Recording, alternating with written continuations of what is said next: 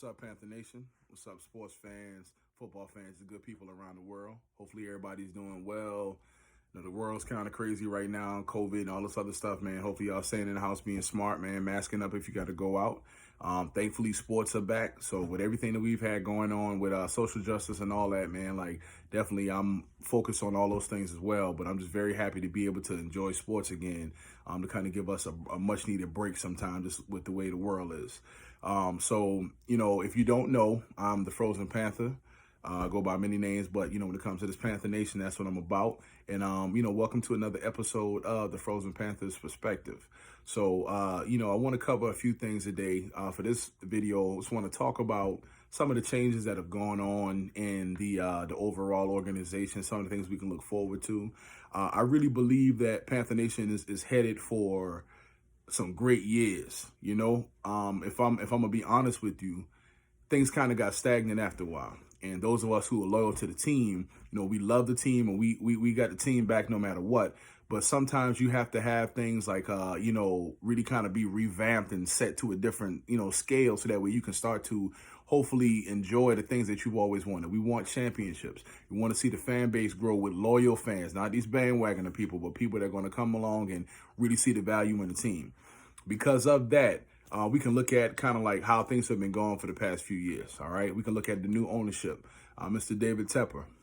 I like David Tepper's background. Somebody who really built a lot. I think my man worth like $11 billion. That's bread, right? We can agree that that's money, right?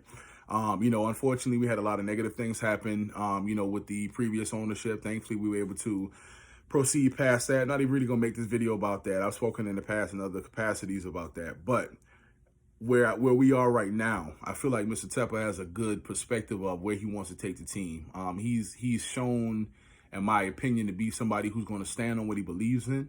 And he's also shown, in my opinion, to be somebody who's going to make the tough calls. Some of them I may or may not agree with, but I can respect that it's for the betterment of the team. One of those tough calls that he made was pretty much just to go ahead and clear house, to just remove the entire old coaching staff. I like Ron Rivera, by the way, really quickly. I know, Coach Rivera's been having some health issues, praying that he's better, even though he's with a different team now, man. We got love and we got respect on this channel. That's what this is about. So hopefully he's doing better. But nevertheless, things had gotten to a point to where we weren't really growing and developing as a team. And, we were consistently kind of having the losses, or like how he had to say, like missed opportunities. And, when Tepper came in, he was saying that he wanted to take the first year or two just to focus on the business aspect of football. And, then after that, he wanted to, give them time to focus on other things. But we were having consistent losses and just different things that were going on, like miscommunications, embarrassing losses, like when we were playing against the Steelers. And I'll tell you straight up, them boy washed us, man. Like, Cam got hurt that game. And you got to imagine that a player that's playing their old team wants to destroy them, wants to show out, wants to ball out to let them know, hey, listen, I'm over here now and I'm doing well. Imagine now if you are the sole owner of a team that you used to be a part owner of this other team, y'all are going against each other, you're going to want to make sure that you represent. We didn't do that well.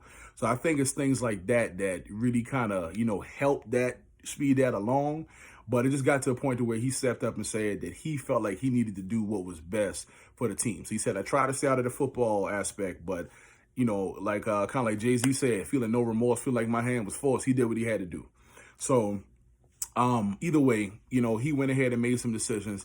I'm going to talk more in detail about, the coaching staff in another video. I'll be doing a few videos a day, so be looking forward to that too. But he made some decisions that at first I didn't know how to feel about. And I'll be real with you. Shout out to my cousin CJ, man. He really kicked me some game to make me think like outside the box. Like, like don't think with your heart. Because we tend to do that a lot, Panther Nation. We tend to a lot of times lock on to people just because we love them and they've been here for so long. And they may not necessarily be the person that can help us win at this point. So we got to do better with that. That's one of the things that I've had to grow with and say, listen, like sometimes you got to cut your losses so we can grow. A lot of decisions that was made. Unfortunately, some of our veterans had to leave, and maybe in a way that we thought wasn't as ceremonious as we wanted it to be. But nevertheless, football is a business and it's a game about winning. So, with the bringing on of the new coaching staff and the new vision all together, it's just been a lot of things that I had to take, time to sit back and think about and say, you know what? First off, I had to accept the fact that we are in a rebuilding phase. A lot of fans don't want to hear that because as a sports fan, when you're in a rebuilding phase, that means a lot of times you cut some of your higher assets or some of the people that have been there for some time because you're trying to start from scratch. You want to have this team that you can build the right way inside and out and make sure that they are this powerhouse.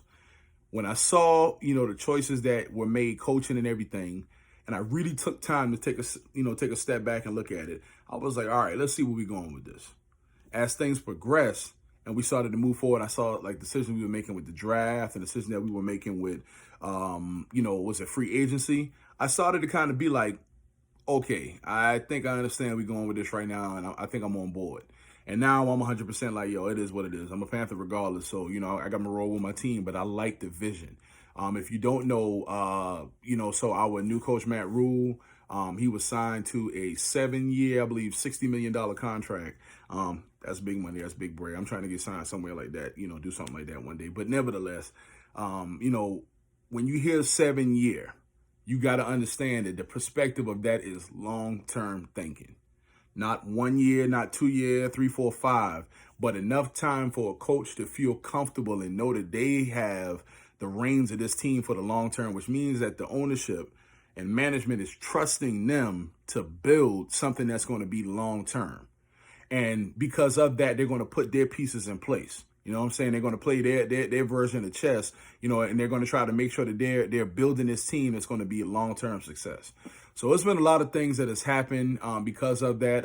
Since then, Luke Kuechly retired, hated to see him go, but at the end of the day, as a man, as a father, I realize that it's more important for you to be able to spend time with your children and to be able to, enjoy your life and be healthy. As much as we love Luke, and Luke is loved by Panther Nation forever. He's forever be, in my opinion, one of the top, linebackers, top players, one of my favorite people, just an all-around great person. I hope he enjoys his retirement. When we see people like Thomas Davis that moved on, we see people like Greg to move on. It's very, very, very weird for me to see Cam in a Patriots outfit. I'm not hating, man. I want Cam to win, be successful, and enjoy life and everything. I wish him the best. It's very weird to see that, but nevertheless, it is what it is. We do what we got to do. We have to move on. But when we see all of those things that have happened, that was kind of like a painful situation we had to go through. Like, I was talking trash to some of my frat brothers, 858, if you didn't know what time that was. But, so I frequent the DC area, lived there for like about 10 years. And I'm very familiar with them. A lot of Redskins fans, a lot of, different teams. We were talking trash and they were like, oh, well, the Panthers ain't gonna be that good this year. I'm like, bro, we already know we're in the rebuild. You can't hurt us. Do you know that we had to process through all of our vets and everybody being removed and leaving and all that? I was like, I feel calloused right now. Like, I'm good. I feel optimistic about the future, but I had to deal with all that already. So I'm not worried about that. Like, y'all can talk what y'all want. Y'all may be contenders. I was like, but I guarantee you though, from what I'm seeing in the next 2 to 3 years, we are going to be a powerhouse. But it's just been based off of everything that we had to witness happen. But when you have this long-term vision and you understand what's coming, based on what we've been seeing from the new ownership and the new everything, new coaching staff, you have to feel good if you understand football. Now, what I'll be doing in the next few videos is breaking those things down a little bit more so that way we understand and we get on the same page. Just stick with me, but I just wanted to get everything started off with kind of like the recap. It's almost like the new season of a TV show, right? We got to make sure everybody's up to speed. Now that you are, let's get ready to lock in, man, talk some football.